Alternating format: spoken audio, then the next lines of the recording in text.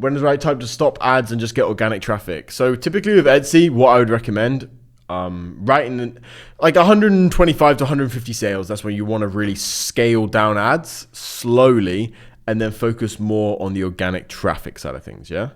Hello, Mr. Tyrrell. Just in time, I was about to start doing some product research thanks to the background music. No worries, G. How long did it take you to reach $1 million profit? I'm sure that was hard. It was harder when you first started. Yeah, everyone says like your first million is like the hardest million, and that's definitely true because you don't know what the fuck to do. And then once you kind of know what to do, you just keep replicating it, and then you just eventually make a fuck ton of money. So how long did it take when I reached my first mil? Probably like 2.5 years. No, 3 years probably. Thing is, I would have been like net worth's different to like pure liquid, right? Net worth would probably be a bit earlier than that. I'm not entirely sure. I don't know. There's not like a big thing there's not a big notepad that I have that's just me calculating my net worth or me calculating absolutely everything. So I don't know exactly.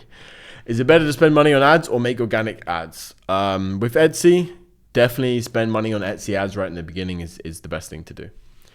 Bro, I have a store been running for 9 days. I spent $20 in ads ranging over 4 products. Should I keep running ads? Yes, bro. If they have all above a 1% CTR, I would keep running the ads. Craig, when you ship from China to most EU countries, the customers, doesn't the products get stuck at the border and there's a fee that needs to be dealt with?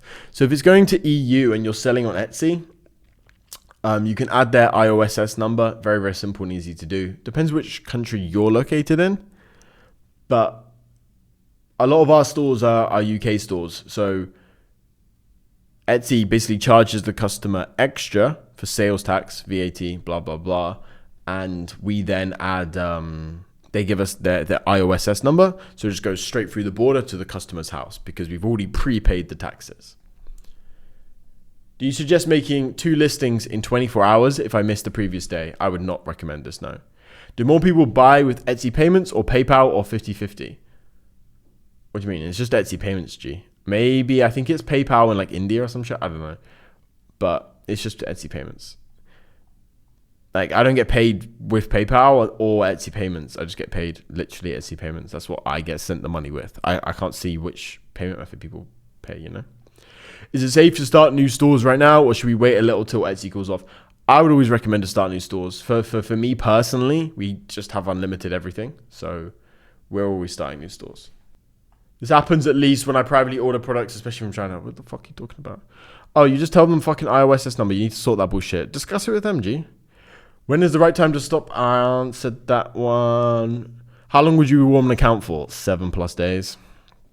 Do you recommend selecting free shipping to US on orders over $35? Triggers me when customers select random products to reach the minimum threshold.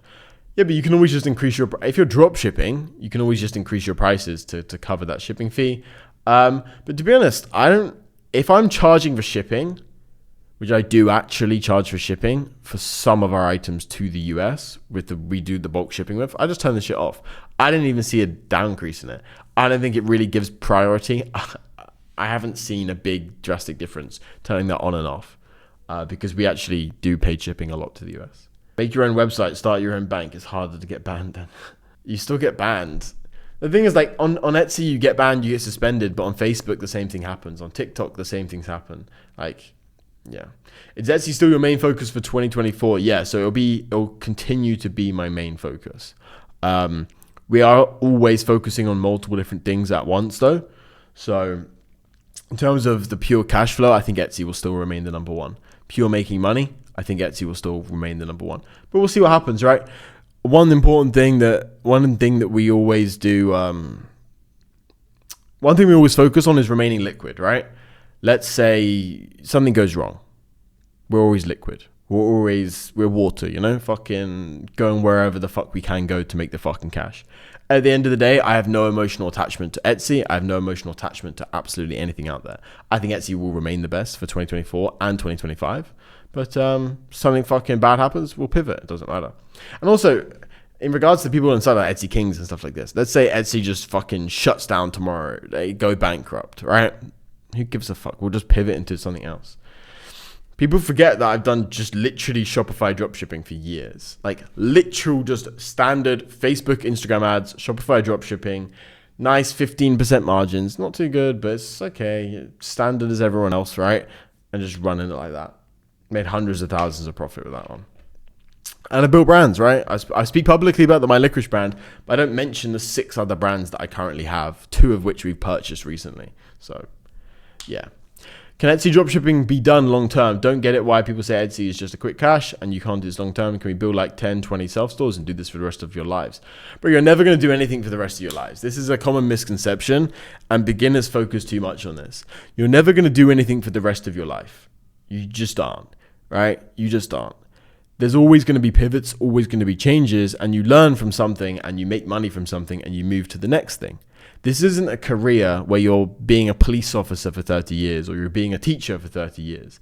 It's not the way it works in business.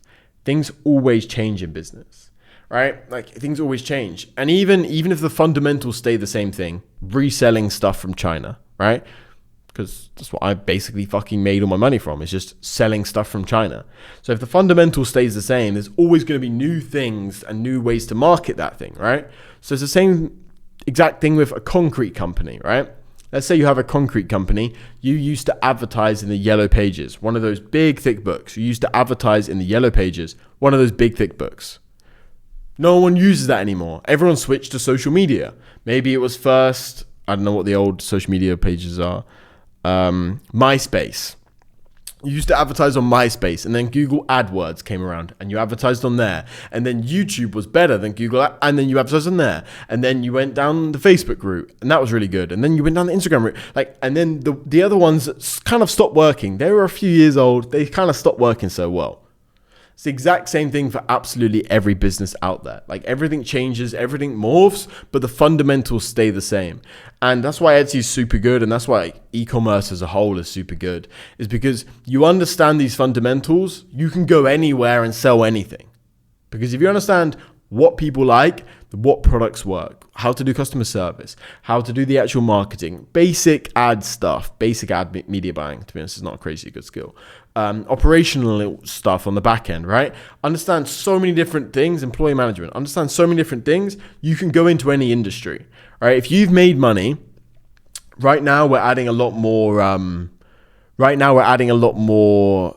items about Shopify, brand building, a bunch of stuff like this into Etsy Kings. I filmed a bunch of stuff today and we're really expanding that. People that have made 5-10 G's profit on Etsy have such a huge fucking advantage, and it will be so easy for them. You're in your back pain era. Bro, I had the skinny neck era, and then now I don't have a skinny neck anymore. Back pain, bro, it fucking hurts, man. Oh. Okay, let me find the place. Chair is handmade, bro. This fucking chair sucks dick, man. Bro, I'm such a fucking little cheap cunt, though. Like, this is not even my chair. One of these monitors is not even my monitors. Yeah, literally, one of these monitors is not my monitor. This mouse is mine, actually. Actually, I'm not that cheap. Oh, this t-shirt was a gift, but still. Okay, is it better to put weekly payouts or daily? Daily, bro. I want those daily payouts.